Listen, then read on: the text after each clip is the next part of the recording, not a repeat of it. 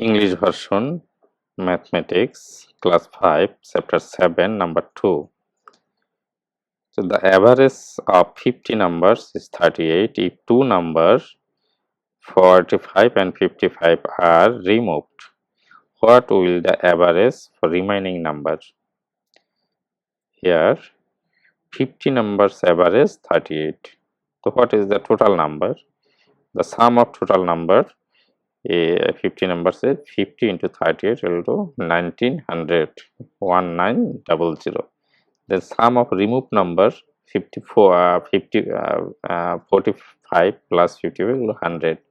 Then remaining number, remaining sum 90 so minus 100 equal to 1800.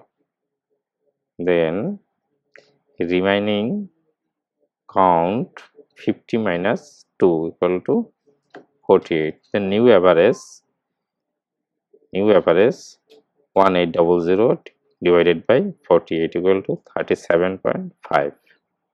Thank you.